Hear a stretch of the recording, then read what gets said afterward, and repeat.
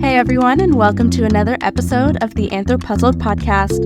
I'm your host, Abby Letzinger, and every 2 weeks we'll explore how anthropologists are forging unique career paths beyond the usual academic sphere.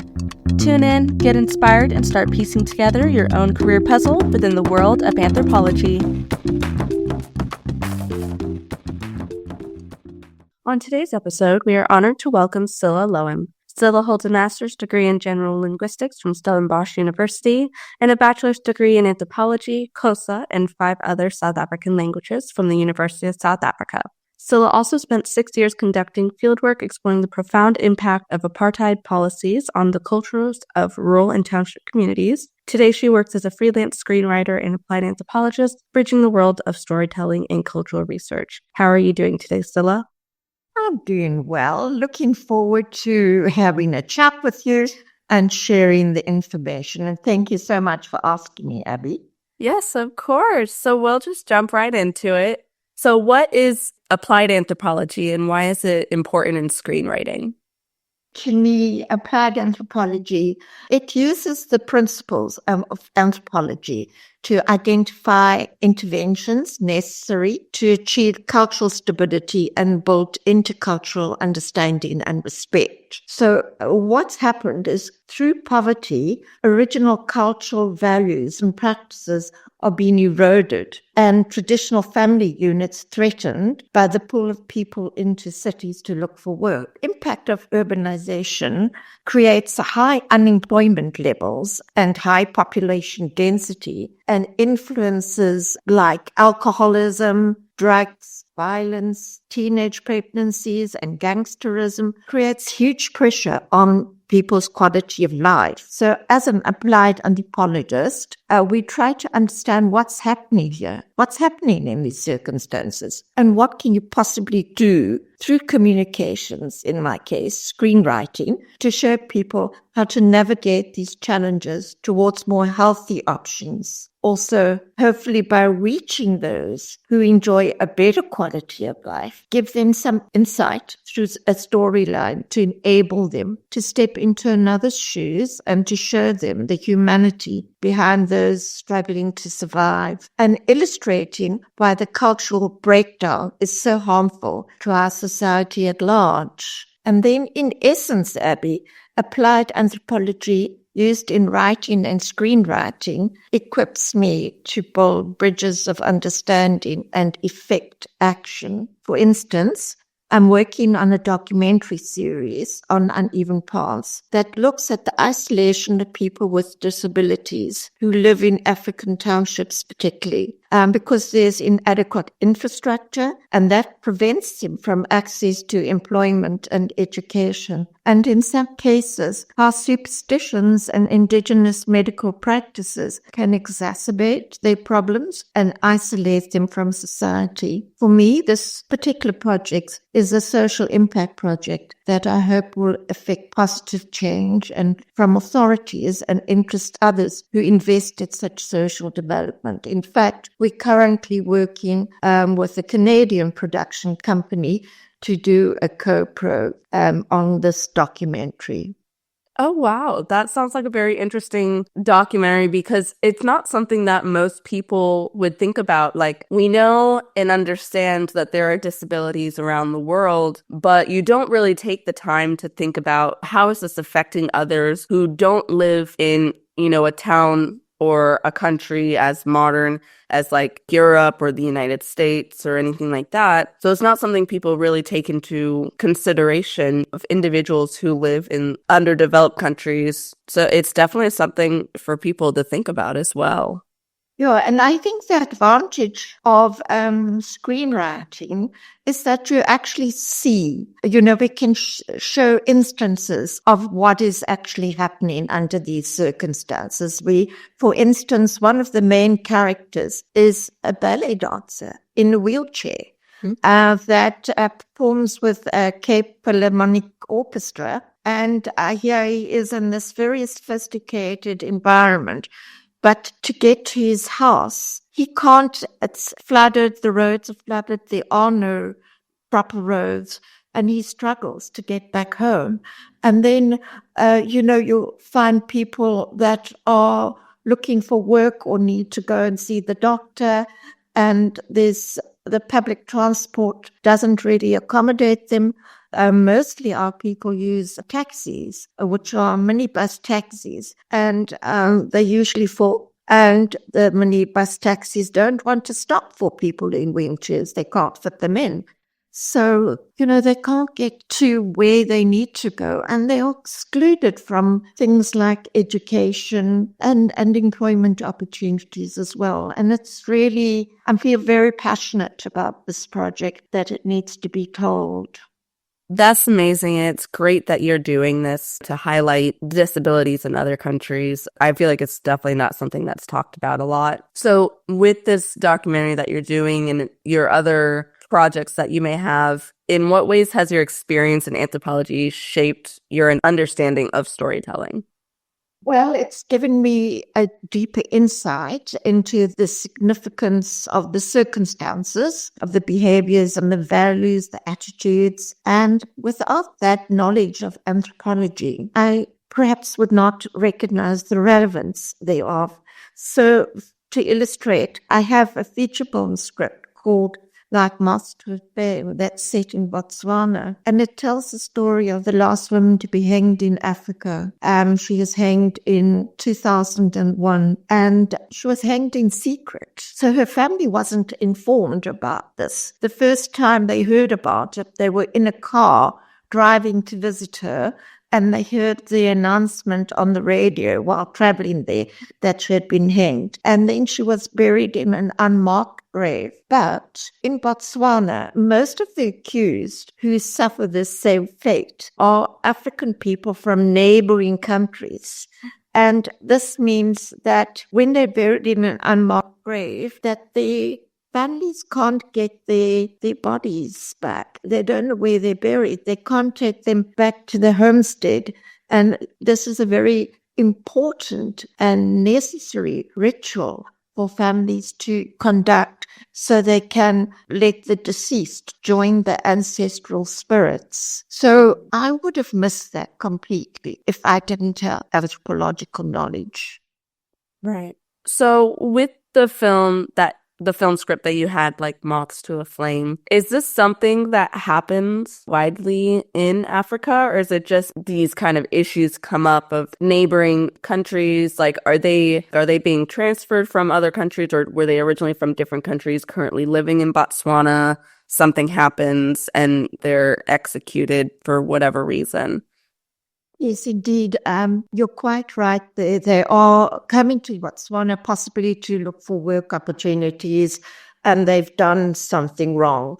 So they land up in jail and maybe on death row. But unfortunately, there aren't that many African countries that do the death sentence. And I worked very closely with Amnesty International on this project. And so they were working very hard to end the death sentence in Botswana. And Botswana is one of the few countries that is still maintaining this practice. I feel like as society moves forward, it's becoming less and less of an ideal of like death row and more of like trying to figure out some other way. Like, is there rehabilitation for inmates, or is there something else that can be done that doesn't include executing an individual? And there are definitely mixed feelings about that topic around the world, since it's a lot of individuals, they come at it for the morals of the situation. But it's good to know that there's not very many countries left that still have something like the death sentence or death row. There's no rehabilitation. In fact, the story that I wrote about, they didn't even have, the woman came from an Afrikaans background, which is one of our national languages, and they only have a judge, so they don't have a jury, and they didn't have an interpreter. So she couldn't speak English properly, and they had to get somebody that works on a farm that knew some Afrikaans, and he acted as the interpreter. And well, she was extremely disadvantaged. And I wonder if there wasn't some issue of patriarchy in the whole process of decision making.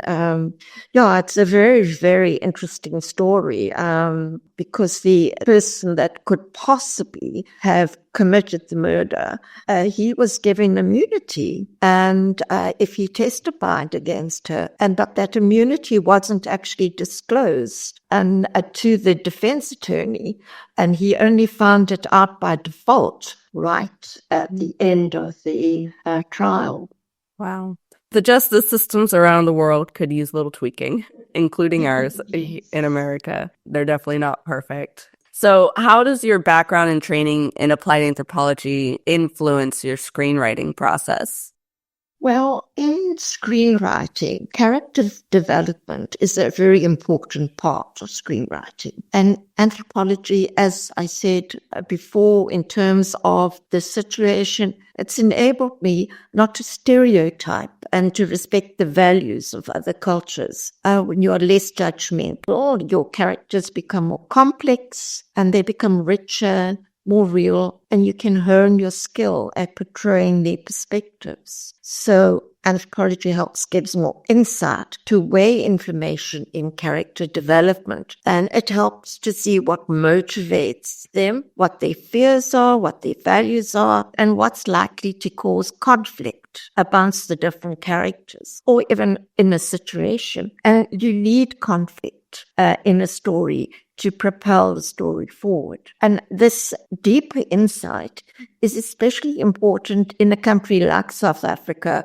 with so many diverse cultures, where a common assumption is that race or where you live defines your value system. Anthropology also helps create believable dialogue. If you consider that language is the expression of a culture, and as you know, I studied 6 of our national languages, so this further reinforces my ability to identify on a deeper level what is important in a character's culture and helps make their utterances more real and where their speech patterns are likely to be more colloquial. What languages have they borrowed, for instance? What have they retained of their mother tongue? That's also very important in formulating the dialogue. And without anthropological depth, the outcome may result in melodrama and with a shallow plot and with one-dimensional characters. So as I've done extensive fieldwork, often in very dangerous situations, I also know the settings and the struggles and the aspirations of people in those settings, as well as the infrastructural realities. Just to illustrate to you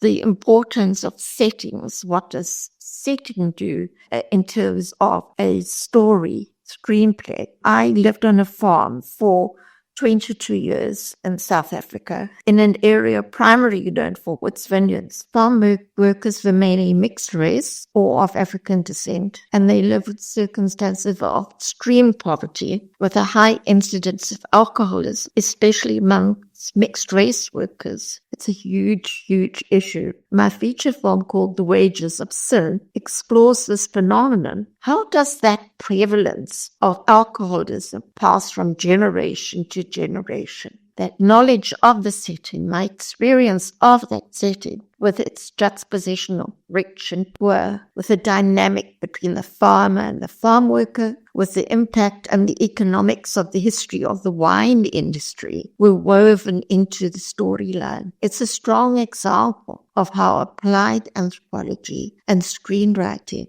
has relevance and can be used to motivate intervention and convey a universal message. The original story, under the title of A Mother's Legacy, to Best Script Award at a socially relevant film festival in New York in 2016. Oh, wow. Congratulations. Thank you. Thank you. So what themes or cultural aspects do you find yourself drawn to in your screenplays? Well, I'm an idealist, and my goal is to use anthropology and linguistic knowledge to fight against injustice and to share knowledge and to uplift communities and build respect and understanding. That's really what motivates me. My screenwriting experience evolved from my experience in writing for print and in consulting and lecturing. So screenwriting is really, really difficult. I'm attracted to it because it's the most challenging for communication, other than doing this podcast. It's a craft, and it's become my tool to achieve my goals. So I'm drawn to factors. You ask what cultural aspects and themes. I'm drawn to how factors like gangsterism, alcoholism, drugs, violence, teenage pregnancy are eroding the stability of a culture and perpetuate the poverty cycle. So the prevalence of fetal alcohol spectrum disorder is of particular interest in this respect. I also write about people with disabilities, as we've discussed, and looked how the infrastructures, circumstances, and cultural beliefs isolate them from society and education and employment.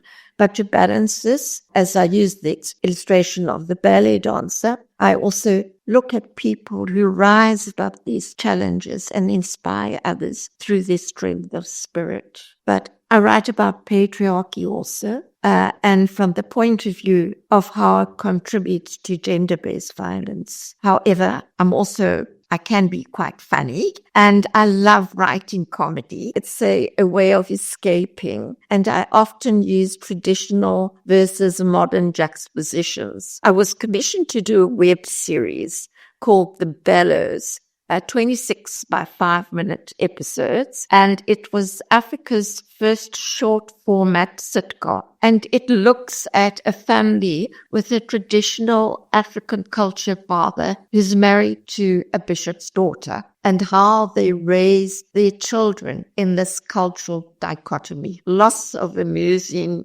incidents and tension and conflict. What exactly is cultural dichotomy? Well, as I used the illustration, the father from the African culture, he's got his value system and his religious beliefs, and the mother is much more westernized. She comes up there. A father's a Catholic, and in this case, the father is expecting his brother to come and stay, and the brother is a witch doctor, and the father has brought a goat home to sacrifice. But his little daughter thinks the goat is going to be her pet, and has now renamed the goat Prince, and she's a little princess. And it's what happens, what Prince gets up to in an urban environment, and yeah, it's like fun. I love it. So basically, it's like the mix of two different cultures, religions, values, and trying to figure out, how you're going to raise your children. So it's like in America, like let's say like a Catholic and a Jew get married. A lot of the time, the parents are like, so you're going to raise your kids Catholic or are you going to raise them Jewish? So is it kind of like that? It is indeed. Yeah, it's a good comparison, but it's much more, there's much more of a difference. The practices are far more extreme between the westernized and African traditional cultures. Right. So what challenges do you face when you're translating your anthropological research into a narrative form for your screenplays? Well, I think the most important thing is it has to be entertaining and it has to be relevant. So most times audiences just want escapism. So how do you angle a serious topic so that audiences will want to watch it? And it's really not an easy thing to do. My stories are suited more for international audiences because they are interested in African culture. It's like quite popular these days, and to reach them, I need to have a universal theme in my story and be able to stimulate interest. So there has to be something that can resonate with them, that they can apply, as you did with the Catholic and the Jewish marriage, that can apply to their circumstances as well. How do they identify with that? So when you're doing your research, like communities and languages to build your storyline, how do you balance that artistic expression that you have with ethical considerations of who you're talking to and, the stories you're telling? How do you balance that in your work? That's a tricky question. I think I use my experience as a journalist. In that role, I learned that if you tell untruths or you can't substantiate information, you can have serious consequences. So, for instance, in that story that we discussed, like Moth to a Flame, I worked from court records and I worked from information in public domain. So I have to be able to substantiate everything I say, because there could be legal action, and that could be very expensive. And, so in my journalistic career, I've ruffled some feathers, certainly, but thankfully, I've never written anything that has attracted negative consequences. And those principles I've carried through into screenwriting. I think that's very important. Journalists nowadays, especially in the United States, the goal is to sell a story no matter how true it is. So we have a bunch of these magazines, like when you go into a grocery store, it's like, oh, this celebrity couple are split, even though that's not the case. And it's, they're going off of rumors rather than intel. And so I feel like the principle of storytelling from an ethically and moral stance of this needs to be true because there can have negative impacts on the individuals you're speaking about or even yourself. It's not as widely used here in America. And I don't know about other countries. So I definitely think that's something to have as a journalist or even as a screenwriter, is that moral obligation to want to tell a true story and having all of your facts correct so that you are telling a true story. I think that's an admirable quality to have. And I think as anthropologists, that would be a governing factor in what we do. We are very responsible people. We should be governed by, constructive objectives than anything. Right. I agree. So what led you to choose this career path, and how did you get where you are today?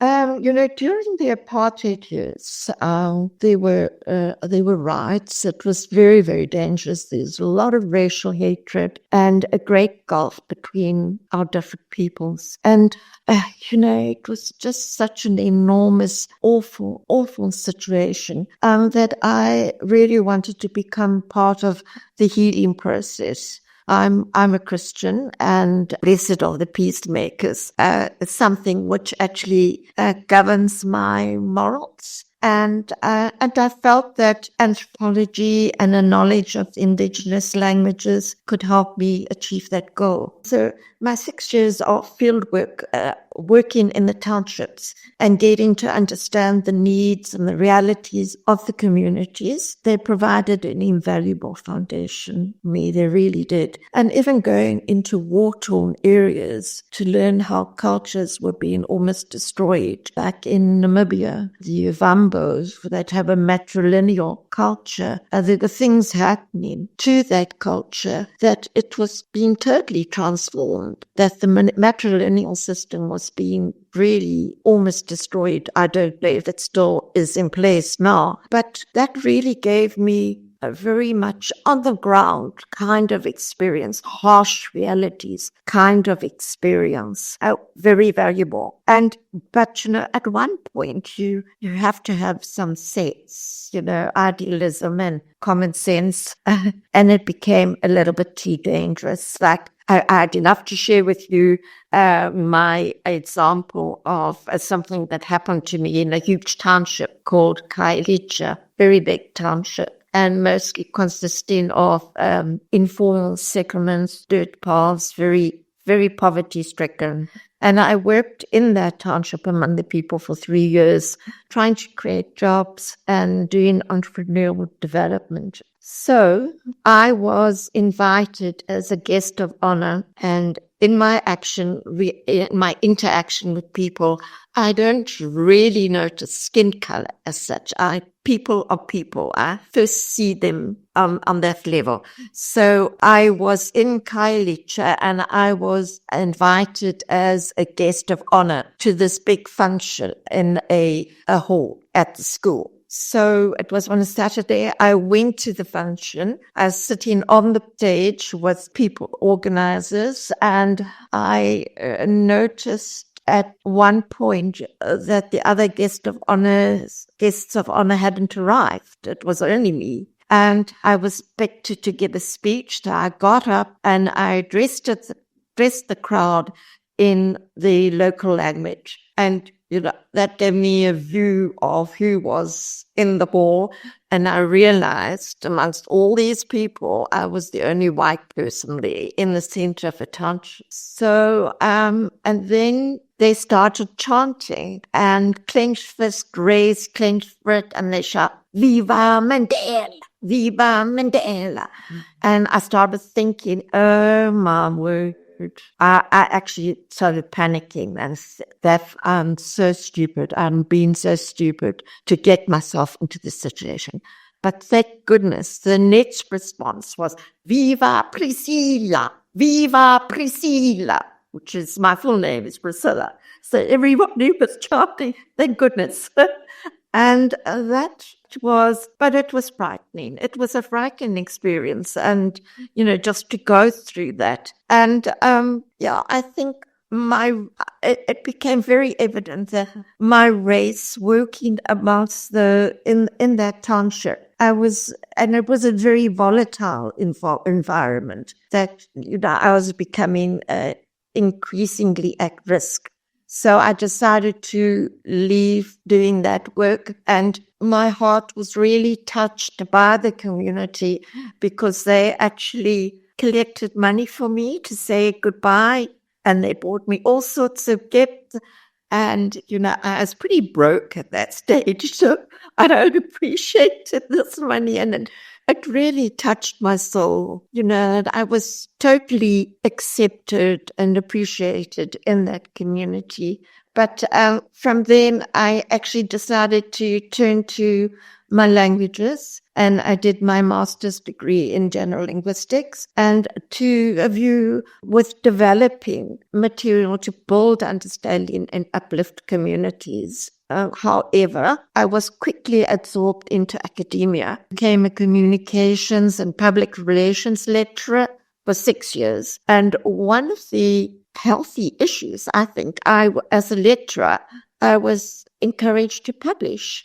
And that redirected me into a career in writing and consulting. And there was a great call for writing in accessible English. And because I knew the 6 languages, I knew what the mother tongue interference was in English. So I could actually formulate adult basic education and training literature, level literature, and wrote on topics like low-cost housing and health, the various health issues, and entrepreneurship development. And of course, my anthropological fieldwork, that whole experience enabled me to be very grounded in the realities of my readers. But however, some of those projects being multimedia also required screenwriting. And one such project was the Basic Health Education Program, developed for a Pele health train, which is a train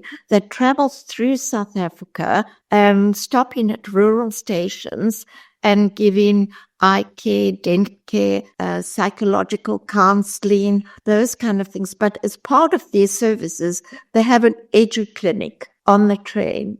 And I was asked to develop the material for the edu-clinic on basic health education. And that was such a challenging project because the train would stop for 1 week at a station. And we'd have people coming into the class who were illiterate and who also had finished schooling. So I had all of these. This was my audience, illiterate people, those finished schooling.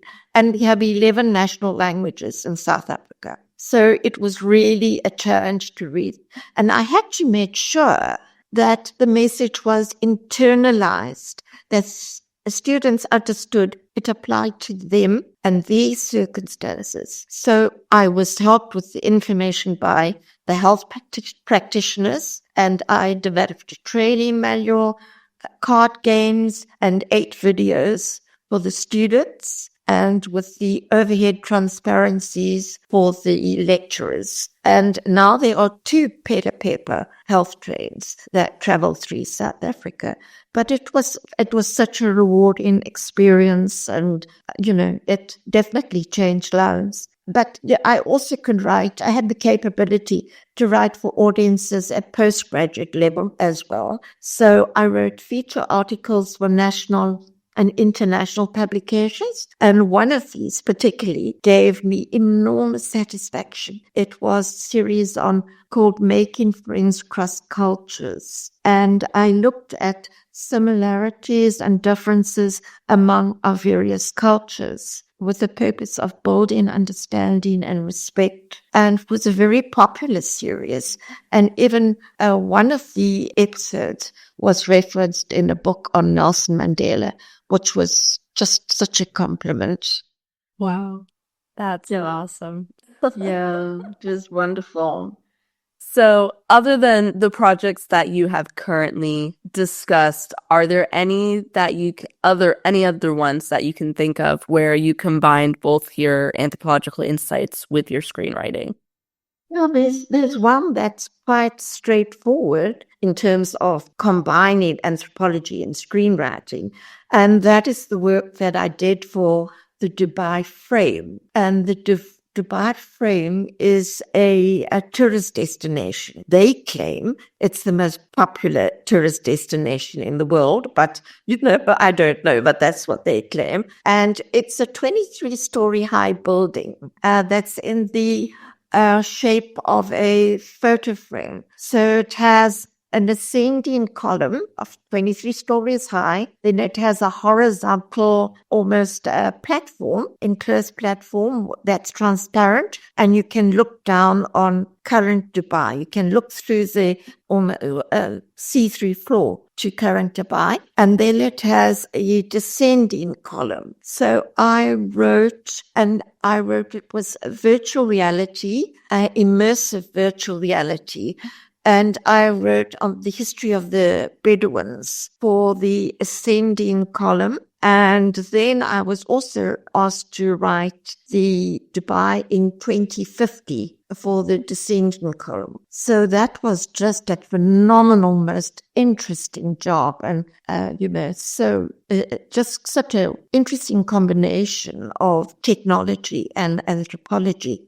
But after that, I was also asked to write something lower, on a lower key, for Ajman Museum, which is actually quite different, was immersive animation. And Ajman is 23 miles from Dubai. And it's also based on a Bedouin culture, but it's very, very conservative. And so I wrote for that animation series things like Life in the Desert, traditional dress, the pearl divers, and traditional fishing. But they aren't finished the process of the developing that animation, and they're still using the old style, I think called it diorama settings. But no, that was really, really interesting. How do people reach you to do these projects for them? Do they just kind of like look up previous work that has been done, or do you reach out to individuals, be like, hey, I think this project would be cool for your organization, or how does that work? Well, previously, one client would recommend me to another client, and, I had a continuous stream of work. Yeah, unfortunately, or in some cases, fortunately, we did have a family interruption that I broke that cycle, and it was very difficult to recreate myself again And, but women often have to do that, don't we? So, and then those kind of jobs I got from LinkedIn. People found me on LinkedIn. And then once I was on board, they got me to do more work for them. And yeah, so that's, I'm getting passed on. But now there are other factors, involved that precludes me, unfortunately, from getting work. So, with your grad school experience, getting a master's in general linguistics, what was that experience like for you? And did you have any advice for individuals who may be looking to go into grad school? Well, my own grad school experience was mostly by distance learning. And I'm actually very grateful for this because it really forced me to develop my capabilities as a researcher. I have no spoon feeding, no hand holding, and I had to just get out there and find information and answers for myself. So we had about twice or three times a year a face-to-face interaction with lecturers who visit the various cities. But by that time, I knew the answers to all the questions that I had listed. So that wasn't a bad experience. I became very, very independent. However, for prospective students, my advice is to balance idealism with pragmatism. I mean, consider, is there work for you? To what extent will you be excluded from work opportunities because of factors beyond your control? And for example, currently in South Africa, we have the Black Economic Empowerment Policy. And despite my own field of study or my experience, someone of a particular race or who lives in a township will be given the work. So, I had an experience recently where I was shortlisted as a cultural advisor for a major US production company who will be filming here in South Africa. And I didn't get the job. And I was one of four that shortlisted and interviewed. One of the factors also in the film industry is production companies get financed according to how many Black people are aboard or, mixed race. But yeah, that is the priority. So, it's financial decisions that govern that. But also another consideration for people who go into this industry is that you might have to deal with the challenge of cultural appropriation. For instance, if you are an applied anthropologist, well, you're working on a particular culture, for instance, or aspects of culture be challenged. But I think many of those who make those kind of judgment calls overlook that applied anthropology also looks at the interrelationship of cultures and the impact on each other, not just at the dynamic of a specific culture. Mm-hmm. And that's kind of what you were referencing in an earlier question of you've kind of been precluded from specific things of work, and it can be due to race or gender because it really just depends on who is running the overall project and what their biases are. That can affect judgment calls for any job, whoever is interviewing.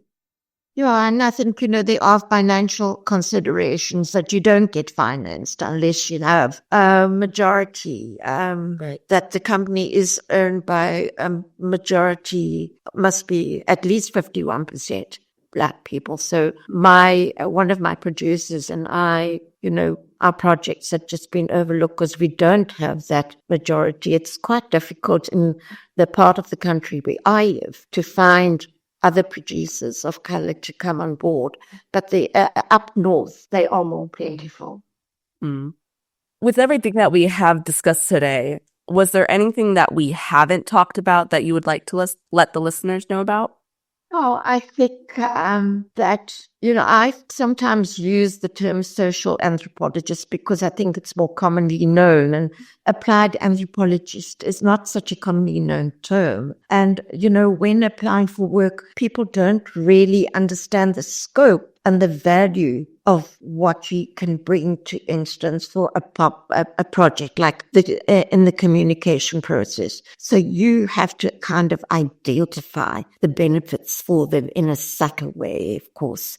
So basically, because I have been a PR lecturer, I see that an applied anthropologist is like a public relations person who analyzes target groups, who conducts research and audits, makes recommendations, and using a specific skill set, formulates communications, and then assesses or tests the success of such actions or communications and makes adjustments. But with anthropology, you now have a much deeper understanding, especially in cases where there are diverse cultures and socioeconomic levels.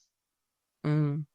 Putting an applied anthropologist as a public relations individual, that is definitely very true. And I think all anthropologists kind of have to play that role as well, of we are for the people and we're for the world and trying to get everyone to get along or to understand the cultures of everyone around them. So you kind of do have to play the role as a public relations individual, no matter, I feel like, whatever the work you do as an anthropologist, whether you're a cultural anthropologist or you're a biological anthropologist, even archaeologists, when they're doing dig sites and field work, they're having to be very upfront of like what they're finding, maybe how it relates to the culture, what it means, hiring individuals who know that culture or who are from that culture. So like examples, individuals who work in Egypt, who are having dig sites in Egypt. The anthropologists or the archaeologists are ensuring they have the proper individuals from that country to verify the items that they're finding. So like if they're like from the UK or they're from the United States, they're not being deemed as like a cultural appropriation and that they're taking the jobs of local individuals. They're ensuring that they're dealing with locals and hiring locals because it's their culture or their heritage. So they're definitely having to play that role of being a public relations individual. I totally agree. So we are down to our final 4 questions. So what advice would you give to writers who are looking to incorporate anthropological elements into their storytelling? Well, Abby, it really depends on what you're writing and who you're writing for. If we're talking screenwriters, there's currently a big call for documentaries. They're very popular. And that's probably an easier format to incorporate anthropological elements. But to remember, screenwriting is mostly about show, not tell. So you have to determine your theme, and this grounds the whole story. You need to express this theme, angling a topic that will appeal to a wide range of audiences possible. And if there's plenty of archival footage or stills, that helps to build up visual elements and it saves on costs. And then you would also need to identify some main characters or possibly experts to interview. So that's with documentaries. But the popularity for web series is really growing, and that's quite an easy project to tackle because of short episodes. You could get 5 minutes, you could get 8 minutes. And the corporate sector is moving towards a social entrepreneurship web series as part of their community social responsibility, and it might be an avenue to explore that offers an opportunity to incorporate anthropological elements. But I think I'd like to share with you what has happened to me in a recent web series that I did for one of the major companies in South Africa and what happened. So it was about talking about the homeless people and interviewing homeless people, and this phenomenal woman who was actually spearheading this whole operation. So who was my main character that would bind the web series together. So I interviewed her, went to her various projects, and I wrote the episode on her, and we had this meeting with the producer, and she loved it. And she was just going to go away for a few days and come back, and we would start shooting. Unfortunately, in that few days that she went away, she was actually killed by a shark. So she was the main character, and so the web series didn't. We didn't proceed with the web series, but one lost to society. She was really, really so very, very sad. So that was like talking about web series. But if you're looking at film scripts and TV series, incorporating anthropological elements is far more complex than that, mainly because the relevant factors need to be interpreted and built into a storyline, and that is expressed through the actions and dialogue of characters. Show, not tell. You can't tell what's in that character's mind. You can only show it through their actions, the interrelationships with some other people, and what they say. So, I've tried to achieve this through my TV movie called The Handman, and it's a modern day Easter story, and it looks at how polygamy in current African societies exploits and erodes the identity of women, making them more prone to gender-based violence. And, often you find that the men, they will go away to the mines and leave the woman in the rural areas, and then they marry other people or get involved with prostitutes, and they don't supply food or money to the wife at home, and she becomes very, very vulnerable. And this story, The Handyman, sort of uses an illustration of what happens to a particular character that is experienced. That's the circumstances. But the good news is that she finds her identity through somebody, a stranger that she encounters. Based on what I've heard, you're very much talented screenwriter, and the topics that you decide to pick are, I feel like a lot of people would shy away from just because of how hard it might be to write about those kind of things. Gender-based violence, gangsterism, alcoholism, they're very hard topics to discuss. So I applaud you for focusing on those to tell those stories. Thank you, Abby. I think, unfortunately, we are in South Africa, we are surrounded by these circumstances in the townships, and they are really affecting people, and unemployment levels are so high and people are suffering. And, I think someone has to rack the cage, and yes, that's what I've been doing. Yeah, which goes great into our next question of, what changes do you wish to see in the industry you work in?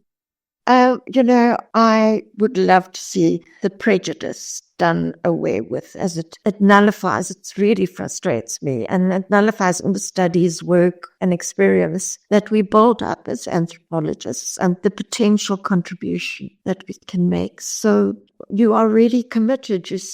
Could be as an anthropologist, you spent all your life, you exposed yourself to all these risky situations in the interest of building up this experience, and then just suddenly you can't do it because you are not this or you are not that. And it's extremely frustrating. It really is.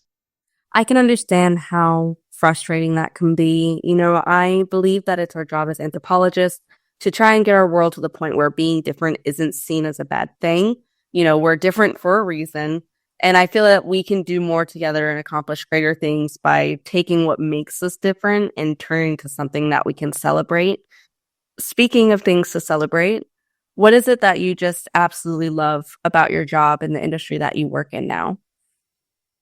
Well, I know that I have made a difference. I see the outcomes of my projects and that they still continuing, and that's rewarding to know that I have spent my life doing something worthwhile with my knowledge, with my skill set. And, sometimes I think I would never do this job again. Never, never, never. And then, because it's frustrating. On the other hand, if I look back, and especially giving me an opportunity like you have to reflect back on my past and what I've done, then, I'm thinking, well done, girl. You did a good job. Yes. Yes, no.